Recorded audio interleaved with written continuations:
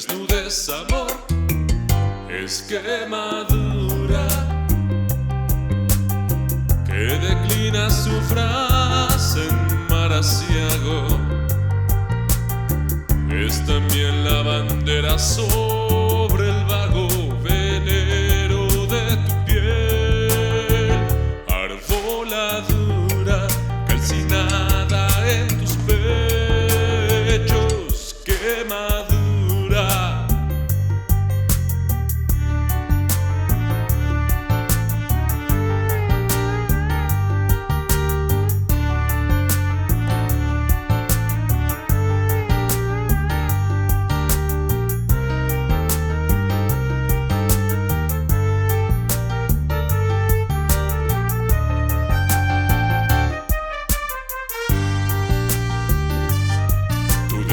Se esconde la violeta en tus muslos ansiosos y es la meta. En el poema 16 del tercer canto está la clave. Allí hay una línea que creo haber pensado el 31 de julio de 1970, cuando murió mi padre. Pensé que debía hacerle un homenaje distinto, un homenaje con lo único que yo aprendí a hacer en la vida, que era leer y escribir versitos. A partir de allí estuve pensando y leí y escribí otros libros. Y fue hasta cuando mi madre, 25 años después, murió, que escribí yo La Rosa de Agosto en honor de ella. Fue un libro que pude escribir muy rápidamente. Y retomé la idea del canto del guerrero. Creo que sí es la primera línea, o quiero pensar que así lo fue. 45 años después retomo el impulso, encuentro la forma que quería yo darle y decido entonces que este era el momento en que podía salir el canto.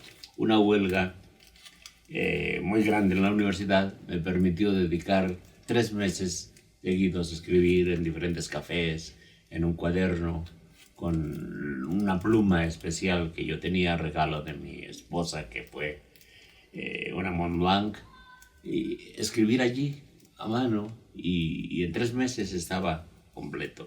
Luego fueron otros 2 o 3 años de correcciones, pero ahí estaba el canto del guerrero. Creo que por fin, después de 45 años, pude escribir para saldar una deuda de honor con un hombre guerrero y valeroso que había dado su vida por nosotros.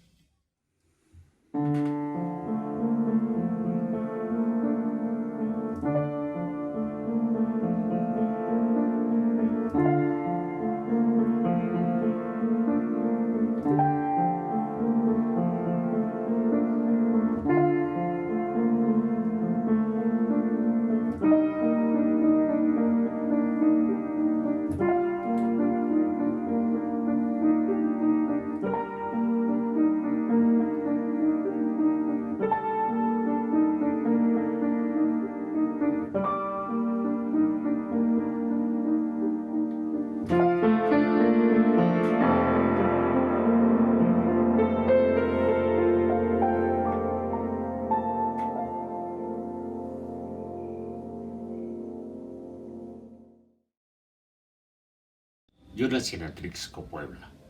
No lo vuelvo a hacer. Exactamente a un costado de una parroquia del siglo XVI vivía mi abuelo. Yo pasaba todas las vacaciones y todo el tiempo que se podía en casa del abuelo. Él vivía con la mayor de sus hermanas, de toda una estirpe enorme. Ya yo la recuerdo, yo de niño ya la recuerdo anciana. Ella tenía como costumbre, evidentemente, en Atlixco, junto a la parroquia, a su edad y solterona, pues ir al rosario todos los días. Entonces al niño, al primogénito, al querido, a Paquito, que era yo, pues me llevaba todos los días al rosario. Claro, yo tendría 6 años, 7 años, y por estas otras bromas de la vida, a mí me gustaba. No sé qué me imponía la solemnidad, la belleza de la construcción, la fe que uno podía cortar con una navaja. Entonces yo era uno de los adoradores del Santísimo y llevaba mi vela y me encantaba ir. Me aprendí el rosario y me aprendí la misa y la decía yo con lo que escuchaba.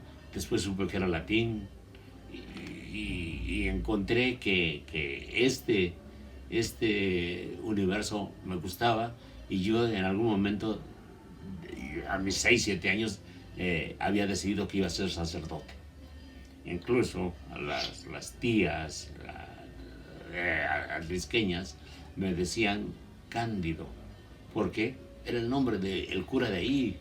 Entonces a mí me decían de este modo y lo he contado otras veces y un día lo conté allá en Atlixco, que por fortuna, poquito más adelante, ya 8 o 9 años, cuando uno comienza a sentir calofríos ignotos, mis vecinitas me ayudaron a entender que la vida era otra. Y entonces, poco a poco, me fui haciendo más dado a los luminosos placeres de la vida y ya olvidarme totalmente del asunto religioso, y sobre todo cuando uno comienza a leer y a saber y a conocer más y bueno, uno descubre todas las mentiras que le contaron y no me avergüenzo de decir esto. Fue parte de mi aprendizaje, pero incluso hasta me leí quién sabe cuántas vidas de santos de las revistas que tenía mi tía allí en su casa. Entonces ahora yo, feroz ateo, descreído,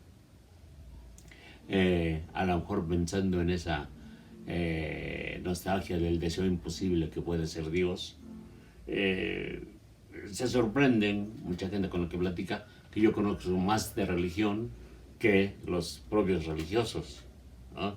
Si puedo leer, me conozco bien porque me ha ayudado mucho la escritura, la Biblia, conozco muchas vidas de santos, conozco historias truculentas, me metí a estudiar un poco la época de los padres de la iglesia, es decir, conozco, es parte de mi vida, no tengo por qué avergonzarme, pero sí me provoca un leve sonrojo.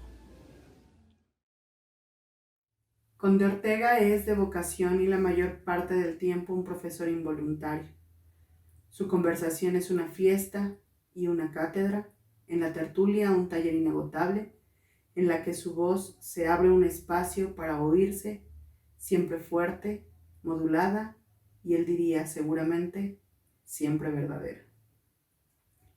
En medio de la celebración que es su nombre y sus voces crónica y narrativa, en el silencio yace el poeta que se sabe de genio, pero que nunca ha escatimado en oficio. En lo que en cualquiera es la ausencia total del sonido, se revela el rumor frecuente del amor que Conde Ortega confiesa por la amistad, la ciudad, los boleros, la familia y sobre todo por su hijo y por su esposa. Y adentro, muy adentro de su obra poética, hay 3 peldaños que portean el umbral de su dolor: Rosa de agosto, Fiera urgencia del día y Canto del guerrero. Este último, la onomatopeya del dolor primigenio, la ausencia del padre, un silencio de pronto dentro del silencio, canto a lo humano donde el poeta extiende su rigor formal junto a la exactitud léxica ya conocida de su obra. Último día de julio del 70, ya no hay razón de ser para este mundo, ahora inacabado, la muerte en plena vida. Nada sirvió la familiar plegaria, dice. En vano busca la tranquilidad en el amor, dijo Quevedo. Conde Ortega lo sabe. Canto del guerrero es el testimonio de 2 patriarcas, uno que no pudo quedarse y otro que se formó desde ese último día de julio del 70. Eligió además del de poeta el oficio de patriarca. Yo era el hijo mayor, tenía 18 años, la prepa a punto, unas cuantas lecturas, pocos versos. Vi llorar a mi madre hasta su muerte, a solas, no es metáfora. El canto del guerrero es un triunfo estético en fondo y forma y es principalmente el triunfo de la dignidad, inteligencia y amor al trabajo sobre el dolor y la muerte. Pese a no ser nadie para contradecirlo, me permito.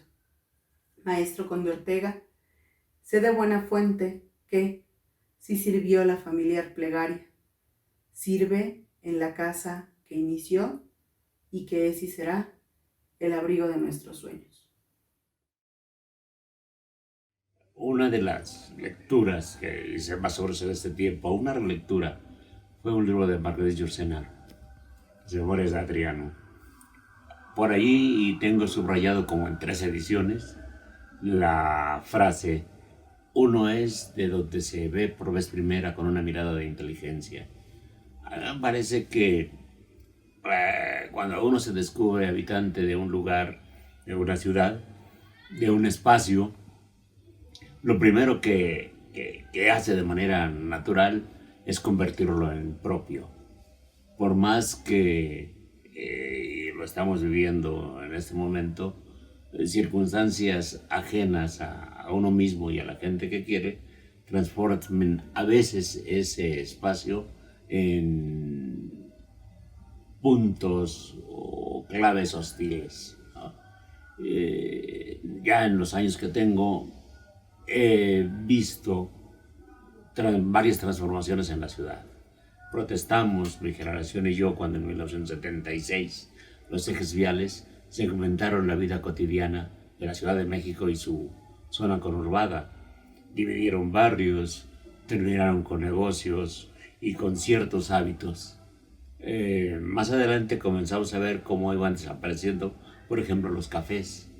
Ya a partir de la 21ª centuria, vemos que estos espacios en los que, además de tomar algo del perro más fiel del solitario, como dice Vicente Quirarte del café, fumar un cigarro y platicar, era también plantear numerosos proyectos.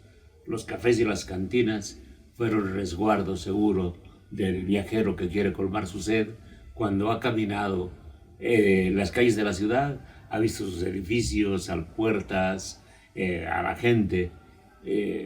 Creo que un modo de volverla ajena ha sido el que han perpetrado políticas nefastas en las que parece que lo más importante ya no es la comunicación entre los habitantes, sino su separación. Creo que la escritura de la poesía la define bien en 2 líneas el poeta Eugenio de Andrade, cuando dice: vuelvo a empezar, no tengo otro oficio. Me parece también que esa definición está muy cerca no solo de la escritura de poesía, de la poesía de mi querido José Francisco Conde, sino de quién es José Francisco Conde.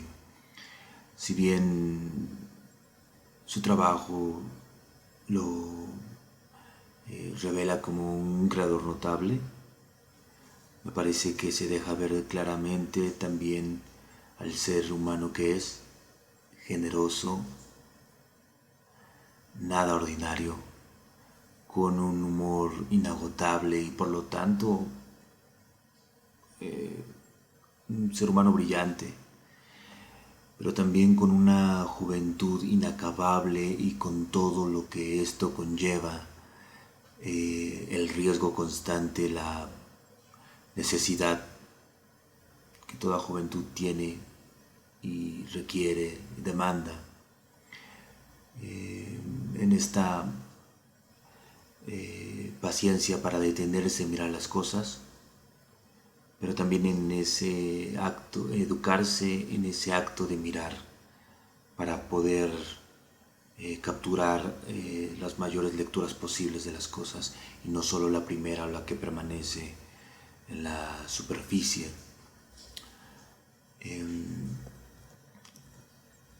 La poesía de José Francisco Conde no solo es dueña de grandes títulos, Fiel a Urgencia del Día, Fiel de Amor, sino creo que todas las calles que aparecen en su poesía, la celebración, las noches interminables en las cantinas, los placeres que da la noche, hacen de este poeta una especie de animal en extinción.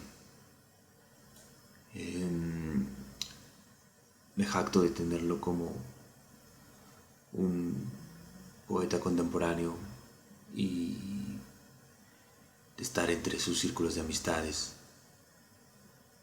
Fui a su natal Atlisco de las Flores, Puebla, gané un concurso con su nombre. En una ocasión pasamos un sismo juntos, abríamos cervezas en una mesa a oscuras mientras todos bajaban, aterrados y con justa razón. También ahí, esa misma noche hablamos de Tanizaki y su elogio de la sombra, leímos aquel soneto de Gerardo Diego, Insomnio, y escuchamos muchos boleros. Nada más me queda decir que te abrazo, mi querido conde, como se abraza un hermano, te abrazo como se abraza un padre. Desde que yo vivía en la colonia Guerrero, estaba estudiando la primaria, en la calle de Lerdo estaba la escuela primaria. Yo vivía en la calle de Luna, ahora muy cerca de lo que fue antes Santa María la Redonda, la última calle de la colonia Guerrero, antes de Tlatelolco. De allí estudiaba inglés en las calles de Brasil, en el instituto. Nos daban a dos compañeritos de la primaria y a mí nuestros 40 centavos para el camión de ida y de regreso. Preferíamos hacer el camino a pie. Entonces cruzábamos Garibaldi, cruzábamos todas las calles de ese momento que siempre nos decían algo, los cines que había entonces, el cine Apolo, el cine Isabel. Husmeábamos allí algunos de los cabarets que abundaban, oíamos las canciones que sonaban en las rocolas de las cantinas y caminábamos gozosamente a la ciudad y aprovechábamos esos 40 centavos para comprarnos alguna golosina, ¿no? Algún pan. Creo que ahí comenzamos a caminar. Descubrí la viva y venenosa calle de San Juan de Letrán, igual caminando con ellos y vi a todos los fotógrafos ambulantes. Muchos años después, cuando ya la caminaba ahora con Vicente Quirarte, ya estudiantes de la Facultad de Filosofía y Letras, y después dábamos cursos por allí, caminábamos y siempre quisimos pensar que los fotógrafos ambulantes tenían mucho que ver con el Che Guevara y con Fidel Castro. Y supimos que en los años 50 estos revolucionarios hicieron ese recorrido de la ciudad con sus cámaras y tomando fotografías a los transeúntes y dándoles el boletito para acudir a rescatar esas fotos que creo yo nadie recogió alguna vez. Pero nosotros vimos, nos dieron nuestros boletitos y caminamos. Luego buscábamos las librerías de viejo.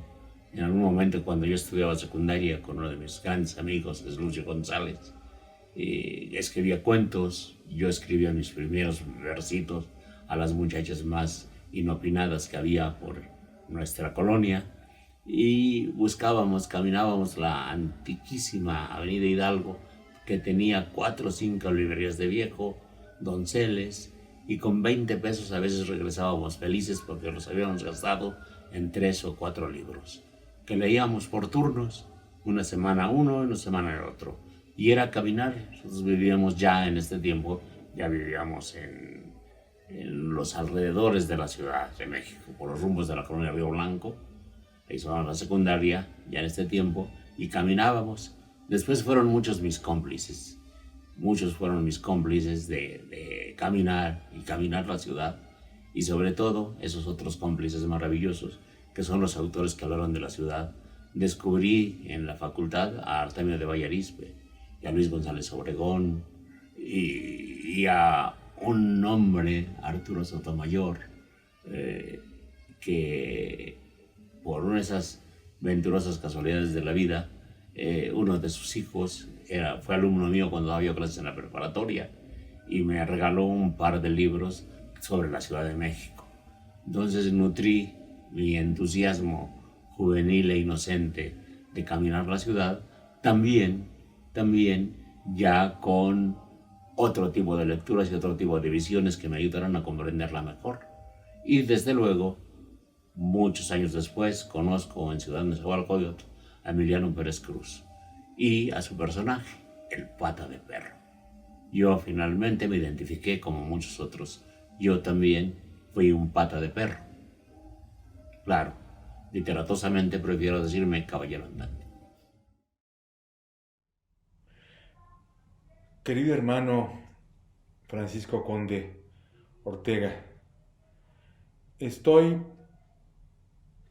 en este espacio pensando, recordando nuestra amistad de muchos años, pero sobre todo estoy emocionado y agradecido por ese poema que he vuelto a leer con la misma emoción, con la misma gratitud de la primera vez. Tus heptasílabos, tus endecasílabos, que fluyen de manera muy natural, no apuestan en ningún momento por el adjetivo. Como dijo otro Vicente, muy sabio, Vicente Huidobro, el adjetivo, cuando no da vida, mata. Creo que tú sabes, querido Francisco, que este es el mejor libro que has escrito, y pienso en el cuarto mandamiento de las leyes que Dios entregó a Moisés para que las sigamos diferentes religiones, pero la católica recupera el cuarto mandamiento bajo la premisa: honrarás a tu padre y a tu madre. Tú, querido Francisco, has honrado a tu madre en el poema Rosa de Agosto, y ahora lo haces con tu Señor Padre. Esta deuda permanente que tenemos con quien nos trajo a realizar esta breve aventura que nos corresponde, nuestra obligación permanente es agradecerles y devolverles en lo que podamos este esfuerzo que hicieron para traernos al mundo. Pues bien, tú lo has hecho en este Canto del Guerrero, que es una biografía de tu padre y una biografía de quien se enfrenta a la vida de manera tenaz, de manera sincera. Pienso en una expresión del gran Rubén Bonifaz cuando dice: es mejor sufrir que ser vencido. Tu padre, como verdadero guerrero, nunca fue vencido por nada. Siempre se enfrentó con honestidad, con valentía, porque el hombre valiente en el fondo es un hombre honesto, es un hombre limpio. Eso debe ser, porque, como bien lo dijo Guillermo Prieto, los valientes no asesinan. Los valientes están permanentemente a nuestro lado y nos hacen el corazón más grande. Eso pasa con este poema tuyo que, insisto, está vinculado a la tierra.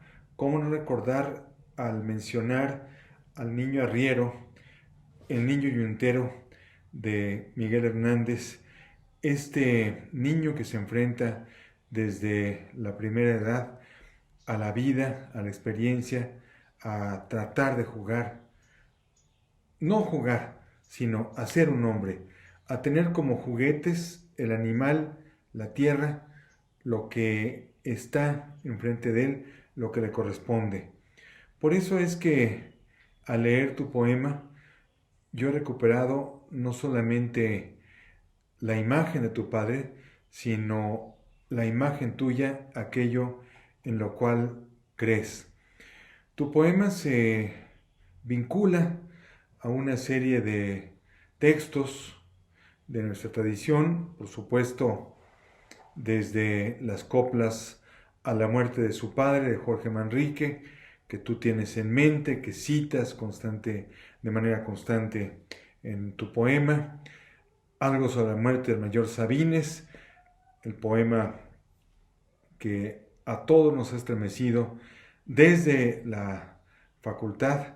Yo recuerdo, querido Francisco, debe haber sido en la torre, junto a la torre rectoría, en los jardines de Ciudad Universitaria, mientras tú hacías con gran facilidad una tarea para la musa en turno y me diste los primeros poemas, supongo que con José Luis, de Jaime Sabines. A mí me sorprendió, me llenó de electricidad acercarme a esos poemas y con gran asombro, con gran admiración, me doy cuenta de que tu poema, a pesar de que parte de esos grandes modelos, no les va a la saga. Tu poema tiene elementos para sobresalir por sí mismo y para darnos una emoción inédita. Pienso en poemas de nuestra moderna tradición que hablan sobre el padre y recuerdo en este momento poemas escritos por las mujeres poetas. Pienso en el texto que Elsa Cross dedica al vuelo del Capitán Cross, en el libro que Carmen Villoro publicó recientemente, titulado Liquidámbar, dedicado a la vida de su padre, don Luis Villoro. Un libro de una emoción contenida, porque eso debe ser la poesía, y tu poema lo demuestra. Es un poema que emociona y no está emocionado. No es un poema que busca la poesía per se. No es un poema poetoso, no es un poema que está engañándonos, sino que enseña lo que te duele, lo que te ilumina. De manera particular me gustó aquella parte donde tú redescubres los gestos, las expresiones, el lenguaje corporal de tu padre en tu hijo, de tal manera que todo continúa, nada termina, a pesar de que tenemos solo un breve instante aquí, a pesar de que llegamos para realizar de manera muy breve nuestra aventura, nada termina, todo se transforma.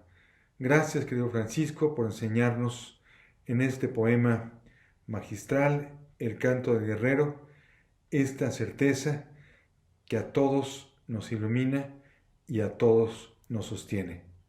Gracias, querido Francisco, te mando desde aquí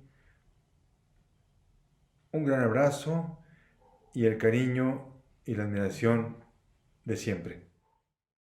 Cuando en el tercer canto hablo de un trabajo que tuvo mi padre, que trabajaba en la ruta Zócalo-Peralvillo, Guatemala. Esas fueron las primeras experiencias distintas como marinero en otra embarcación, que en este caso eran los camiones de esa ruta larguísima. ¿Por qué? Porque mi madre, entonces con 3 de mis hermanos, íbamos a llevarle la comida a mi padre en un lugar específico. Más o menos sabía la ruta donde tenía que pasar y subíamos. Eran las 2 de la tarde. De allí, nosotros, mis hermanos y yo con mi madre, viajábamos en el camión toda la tarde.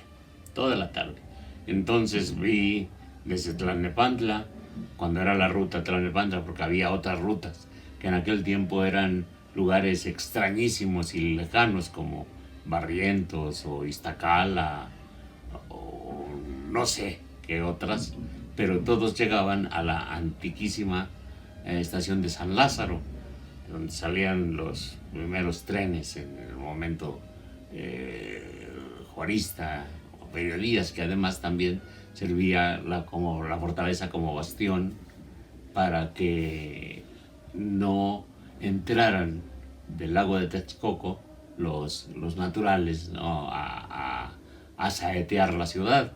Después se convirtió el espacio enorme en la terminal de muchas rutas de camiones. Allí era. Entonces, otra vez, repasar todas las calles desde ahí, todos los días durante varios años. Eso fue primero, o sea, yo muy niño, y fui a conocer un detalle. Conocí la calzada Vallejo cuando era apenas una vereda donde cabían escasamente 2 camiones, uno de ida y otro de regreso, y tenían que cada uno bajar sus ruedas a la cuneta para si pasaban al mismo tiempo, ¿no? Una pequeñísima avenida que ahora es enorme, y a los lados milpas y milpas.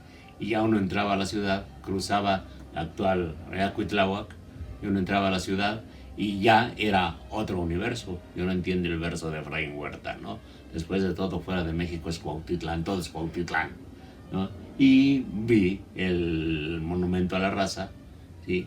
Que ahora me parece un sueño, porque pues, evidentemente no es lo que ahora existe, un reloj checador de la ruta, un parque de juegos infantiles exactamente frente a una cantina donde todo el tiempo estaba sonando Javier Solís, Chalo Silva y la Sonora Santanera, ¿no?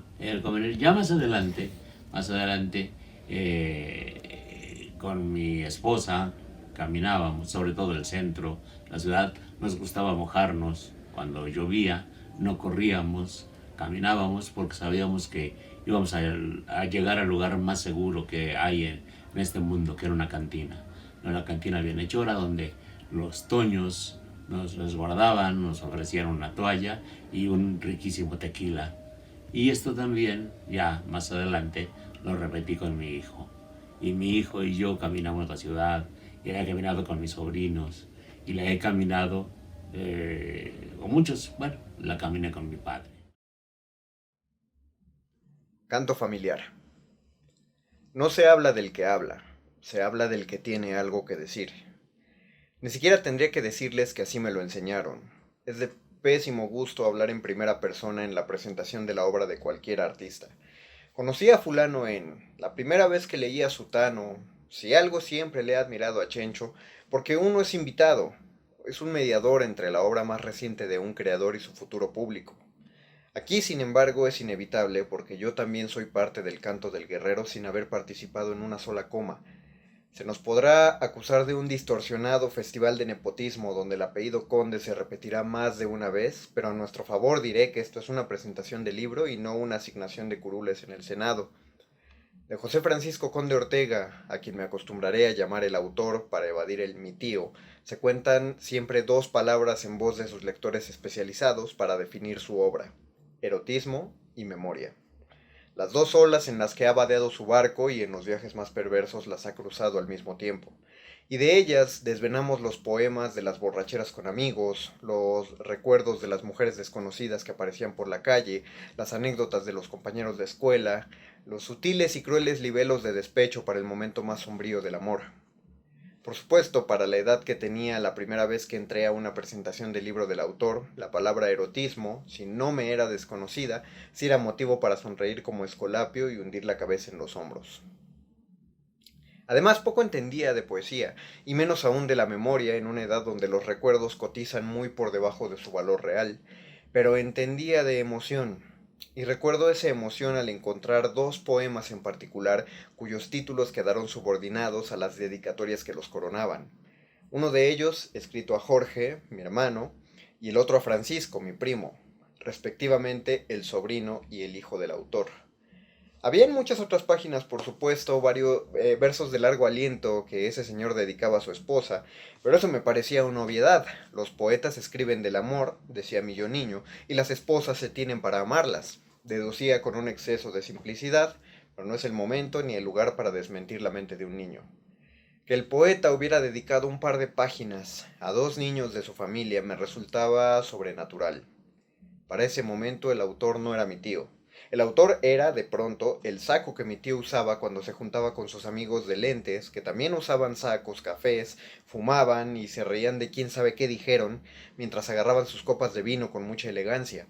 El nombre y la fotografía de mi tío estaban en los libros, pero era un señor diferente porque el autor no hablaba como mi tío, que hablaba de Mafalda y tacos de carnitas, y películas mexicanas y chistes de juegos de palabras. Bueno, eso decía yo porque era niño y todavía pensaba que la literatura era cosa seria, y sobre todo no había leído la obra completa de mi tío, perdón, del autor.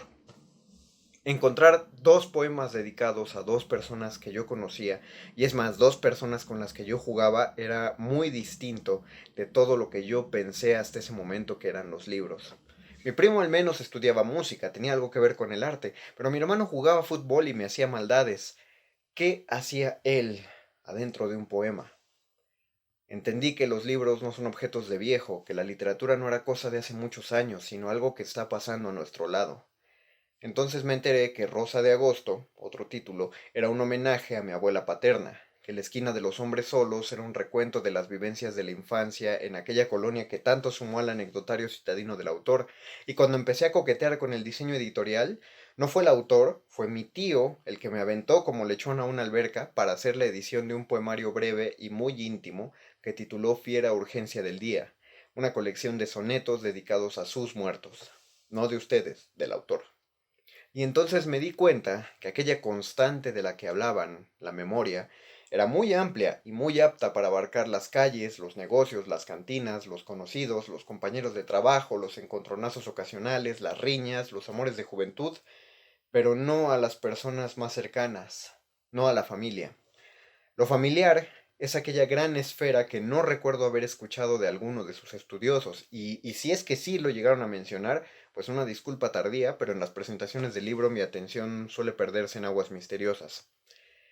No he dejado de hablar de mí, pero tampoco he dejado de hablar del autor. Cualquier otro de sus libros pudo haber escapado a esta dinámica, a esta suerte de onanismo del apellido, pero no el canto del guerrero. La misma edición del libro lo define como la apuesta del poeta para contar una historia, pero con todo respeto al excelente, célebre y multifacético Bruno Bianco, llamarle a esto una historia es dejarlo muy corto. Es decir que la Ilíada fue un conflicto, es decir que el mío Cid es una anécdota. Y parecerá sobrada mi comparación, pero a eso es a lo que he querido llegar en este discurso. Para mí, que llevo el apellido del autor, que estoy una generación abajo y con 37 años de desventaja, el canto del guerrero es otro canto más a la mitología de mi familia. Cuando llegaba a tener con mi padre los desencuentros de que cualquier adolescente se busca con su figura de autoridad, mi madre llamaba a mi prudencia con la historia del abuelo paterno que había muerto mucho tiempo antes de que yo naciera, cuando mi padre aún era muy joven. Ese abuelo paterno que inspiró el canto del guerrero, cuya historia se cuenta en el canto del guerrero. La caída del guerrero construía todas las otras grandes tragedias y comedias que definen el panteón familiar: la lonchería, el matriarcado de la abuela, los viajes entre Atlisco y la ciudad, los estudios a marchas forzadas de los hermanos, el hermano mayor que, pese a dedicarse a la poesía, tomó el lugar del padre frente a sus hermanos y los cuidó. Entiendo, por supuesto, que una obra que depende de su contexto es una obra incompleta. Si para leer El canto del guerrero tuvieran que apellidarse Conde, como sobrino me sentiría parte de un club exclusivo para el cual se requiere una larga iniciación, pero como lector tendría que admitir que a eso se le llama estafa. No es el caso, por supuesto, y no hablo como sobrino. Para darle su valor literario y poético, ya escucharon o escucharán otras voces, mucho más versadas en cuestiones técnicas e históricas sobre el arte de la escritura poética. Con esta aportación, meramente narrativa, espero plantear un panorama de la construcción de este canto, una perspectiva épica detrás de su concepción, de la historia del abuelo, del padre que cayó. Eso es una introducción mitológica a la cosmogonía de José Francisco Conde Ortega. Yo creo que, bueno, evidentemente hay más lecturas, hay más certidumbre en el oficio. Me ha preocupado mucho y he escrito a propósito de que no creo en la improvisación. desde muy joven, que yo quise comenzar a escribir versos hasta que me di cuenta de que era un asunto serio. Destruí todo lo que tenía yo antes, ¿no? Es decir, no hay, anda por allí circulando, y ahorita ya no tanto, ya se ha olvidado, algún bolero que me atreví a componer y que grabaron obviamente con otro nombre, que jamás diré, eso me lo voy a llevar a la tumba, pero después descubrí que este era un asunto serio. No estrictamente, y esto es casi un contrasentido, a partir de perceptivas, no, es conocer los riesgos y los pormenores del oficio. En eso me he empeñado, no solamente con el verso medido, sino también con el verso suelto, pero a partir del conocimiento. Por eso, cuando descubro en la facultad, primero Efraín Huerta, con este manejo absoluto del verso suelto, que es, bueno, la verdadera vanguardia literaria, está en Huerta, y la lectura de los autores coincidentes con nuestro modernismo en habla inglesa, ¿no? Como Eliot, por ejemplo, o Ezra Pound, este manejo de la ola rítmica, es decir, buscar, buscar y buscar, ¿no? El trabajo. Creo que esto es lo que he intentado hacer durante toda la vida, y evidentemente vivir la vida a toda costa, vivirla con todo lo que significa. Tengo como natural de mi personalidad ser optimista, pero consciente. ¿Sí? Entiendo las dificultades, pero siempre he pensado que uno debe buscar soluciones, no quedarse en lo que no se puede hacer. He tratado de ser responsable, de trabajar, de buscar en cada uno de los elementos de la vida, disfrutarla. Hace muchos años, en una plática con uno de mis queridos maestros en la facultad, en la vida y en la literatura, César Rodríguez Chicharro, veíamos una palabra que nos definiera, y él me definió. Él me dijo que era yo un hedonista. 5 años antes le hubiera echado pleito porque no hubiera sabido qué significaba esa palabra. Ya había leído a mis autores en ese momento, mis autores griegos, ya conocía un poco de la vida, nunca fui seminarista sin Baudelaire, sin rima y sin olfato, aunque sí fui acólito. En sus charlas breves, dice Anne Carson que las cosas mayores son el viento, el mal, un buen caballo de combate, el amor inagotable, la forma en la que la gente elige a su rey. Como una conocedora del mundo latino y de la tradición en sí, de las genealogías literarias que nos hacen tener una raíz, Anne Carson, también como una iluminada, porque la poesía solo es para iluminados y para quienes no son del todo pertenecientes al mundo profano, nos cuenta este repaso de las cosas que importan entre los seres profanos y también quienes han sido tocados por la palabra, por el canto. En esta ocasión, en el más reciente poemario de José Francisco Conde Ortega, El canto del guerrero, tenemos una construcción donde sus cantos nos cuentan la historia de aquel hombre que forjó en la conciencia y en la poética de José Francisco una figura que nos va a contar toda una travesía. Más allá de un rey, tenemos aquí una figura de un combatiente, de un guerrero. Un guerrero que podemos leerlo desde la tradición evidentemente latina, pero también incluso desde la propia tradición que nos pertenece como mestizos, tanto aquellos guerreros indígenas como también aquellos guerreros españoles, y que funden sus armas, sus lenguas, su sangre, para traernos a dos ciudades donde Conde Ortega siempre va a pertenecer, una con más sagrado que la otra. Por un lado la ciudad de Atlixco, en Puebla, y por el otro la Ciudad de México.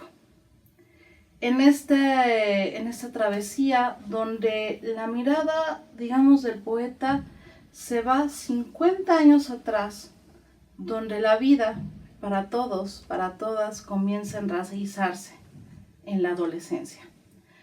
Para todos aquellos quienes hemos perdido a nuestro padre muy jóvenes, sabemos la importancia no solo de la memoria y de reconocerse en aquella sonrisa, en aquellas manos que nos enseñaron a amar, a abrazar, el valor del trabajo y también el goce y el ritmo y los vicios. De esta manera nos entrega desde su primer canto, que me parece una construcción prodigiosa, la mirada de, además, una figura bastante característica ya en la historia desde aquel niño arriero, y cómo va construyendo la figura del padre, ¿no? Desde luego, en una tradición de el poeta, quizás el poeta amoroso vivo más importante en este momento, y que nos va, digamos, tejiendo esa historia, cómo ve a su padre y cómo va construyéndose hasta llegar al momento fatídico, al final de este primer canto, que por ahí hay una cosa que debe de reconocerse con profunda admiración y pasión, amor, pero ese amor pasional, carnal, porque no es solo la historia de su padre, de José Lauro, sino también de todos aquellos padres poéticos con quien realmente José Francisco tuvo el placer y la gloria incluso de emborracharse y de tomarse a la vida como es y como debe de cantarse, desde la pasión, desde la llama. Entonces, aquí me gusta siempre reconocerle todos estos maestros que, bueno, finalmente estamos hablando de un hombre infinitamente sabio, tanto en sus construcciones, pero también en su propio trato, un trato muy fino, que tenemos incluso a un Luis Cernuda. Y recordaba por ahí esta maravilla, ¿no?, del adolescente fui en días idénticos a nubes, ¿no? Por ahí Cernuda dice: ni gozo ni pena, fui niño prisionero entre muros cambiantes. Y qué mayor cambio que de repente reconocerse huérfano y perder al padre en las batallas que todos hemos atravesado de alguna u otra forma. Una, digamos, vuelta dentro de cada uno de los cantos es cómo va construyendo al padre más allá de la paternidad, de este pater que a todos siempre como rey, ¿no?, está diciendo qué hacer y fija nuestro destino. Y aquí hay una cosa muy impresionante, porque de alguna forma la construcción amorosa con la que va totalmente dibujando la vida de José Lauro, el momento en que se enamora de su madre, de Doña Rosa, es más de un hombre de absoluto amor que de una, digamos, construcción que no pertenece al mundo de los hombres y el amor, ¿no? Entonces ahí esta parte creo que es muy importante reconocer esta otra manera de señalar al padre y de verse reflejado con el paso del tiempo en aquel hombre que tuvo que vivir toda una vida de esfuerzo y trabajo para al final luchar hasta el momento, digamos, más fatídico y dejarlo todo al destino. Ahí es donde entonces comienza esta elección donde este guerrero ha totalmente edificado el destino de sus hijos y va entonces a cambiar la historia. En ese momento, ya para el canto tercero tenemos iluminaciones, no una, muchas iluminaciones de quien ya ha tomado posesión de ser ahora el guerrero de la familia, ¿no? Aquí por ahí, por ejemplo, por eso les comentaba sobre la ciudad, pues evidentemente están sus otros padres poéticos. Tenemos a Efraín Huerta, por ahí hasta un Jorge Cuesta y como no queriendo, y evidentemente un Bonifaz Nuño, ¿no? Entonces vemos cómo José Francisco no solo ha tomado posesión de su padre, porque se hizo cargo de toda su familia, sino también de la tradición poética, de la tradición amorosa y de ser un caminante de la ciudad, ¿no? Es evidentemente una de las cosas por las que siempre reconoceremos su trabajo, no solo como poeta, sino también como cronista, es como alguien que caminó y vivió la ciudad y la pudo absolutamente distinguir hasta los finales de los años 90, antes de que se fundara la megalópolis y esta ciudad que comenzó a crecer verticalmente. Reconocemos también como ese amor a la ciudad. Y reconocemos las andanzas. Es algo totalmente entrañable donde de alguna manera va pasando la voz a la ciudad, va pasando la voz también a quienes lo han acompañado y siempre refiriéndose como al Padre. Hay un juego de espejos permanente. De alguna u otra forma, incluso sin haber todavía perdido a uno de nuestros padres, siempre queremos reconocernos en el otro. Lo logra magistralmente, pero lo logra también acompañándose de los amigos y de esas voces que lo han acompañado también durante 50 años, ¿no? El amor por la ciudad, el amor por sí mismo. Hay una parte donde parece que la elegía se encumbra más en el canto final hacia una condición de sentir un profundo agradecimiento por esa existencia que ve reflejado finalmente en su hijo, en el próximo guerrero. Entonces no hay, creo, mayor disfrute para un poeta que ver completado ese primer círculo, que lo logra aquí y que nos lo da como un regalo, tal como se da el amor verdadero, lo que realmente vale las cosas. Aquello que todos esos guerreros que nos encumbran, que corren por nuestras venas, nos han entregado. Estoy pensando en Baudelaire, el primer bueno de las flores del mar, cuando le dice, ¿no? Está hablando ya, sabe que sus flores del mal serán algo totalmente distinto, una nueva música. Se lo dedica a Théophile Gautier, al lector, ¿no? Este poema al final termina: hipócrita lector, tú que eres mi hermano. En eso pienso, creo que un lector es un hermano de la vida de uno. Por eso alguna línea, algún versito le dijo algo. Uno puede compartir con la distancia algo de la existencia. Y a veces, si hay esa coincidencia, también hay una especie de guiño fraternal entre autor y lector. Así me pasa a mí como lector. Borges escribió maravillosamente que él estaba más orgulloso de los libros que había sido posible leer que de los que había escrito.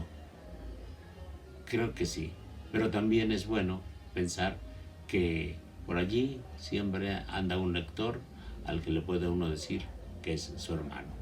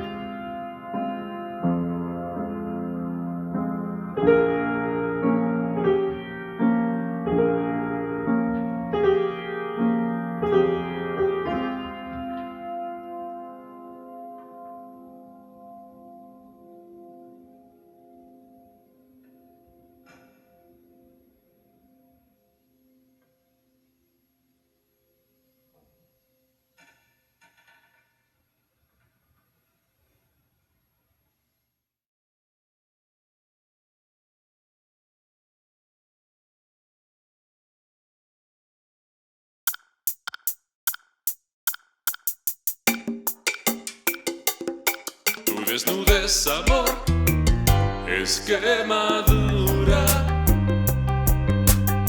que declina su frase en mar aciago. Es también la bandera sobre el vago venero de tu piel, arboladura calcinada en tus pechos, quemadura.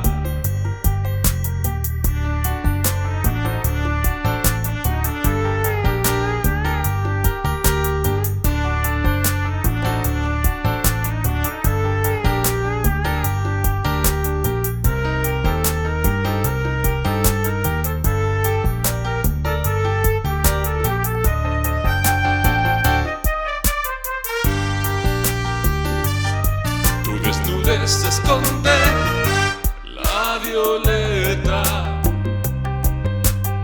en tus muslos ansiosos y es la meta de mi asalto feroz, desgarradura. Tu desnudez es el mar en que navego, vencido de antemano y por entero.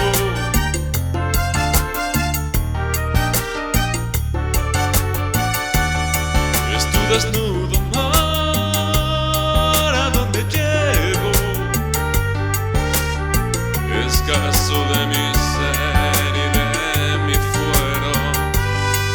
Son tus muslos el mar en que navego y descubro en tu cuerpo el sol entero.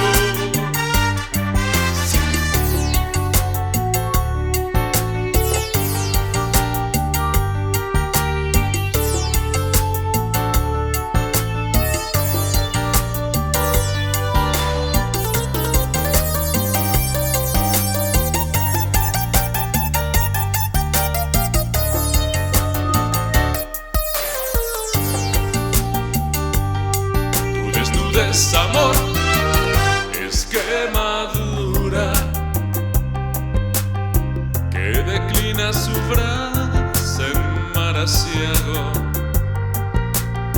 Es también la bandera sobre el vago venero de tu piel, arboladura calcinada entre tus pechos, quemadura.